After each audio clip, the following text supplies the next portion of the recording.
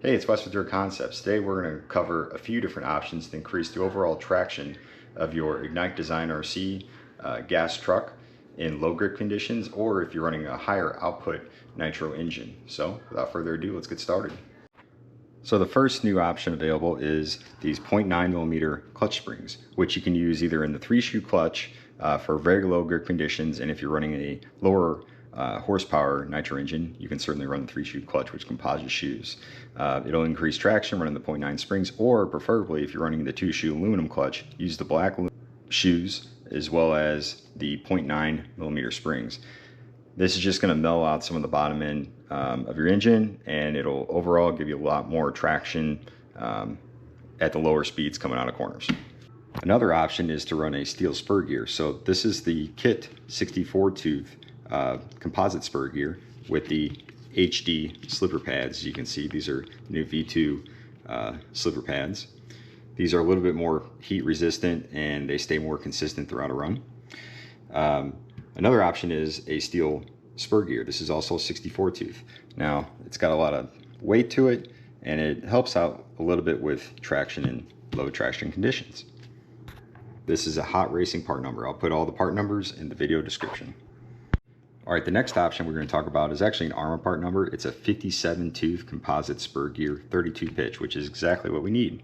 The nice part about this spur gear, which I actually have on my truck right now, it actually has a smaller inner diameter, so you don't have to use the carbon fiber bushing in your spur gear. So it's a little more durable option.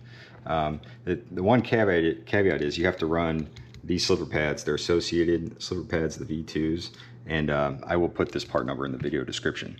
So the benefit of running this lower gear ratio, obviously a lot more traction. It's going to really tame down the motor, especially for the higher output nitro 12s, like a T1204 or the FX option as well. This will really tame the bottom end on those engines. The other benefit is you can actually remove that 2mm spacer. The kit one's actually carbon fiber. This is the optional brass one, but you can remove this spacer from underneath the transmission and C and D blocks. It also allows you to move your engine back up to 6mm further, so you shift more of your weight bias to the rear. The only thing to note here is, as you can see, you have to do some Dremel work to the top of your transmission. So just keep that in mind when you do this modification.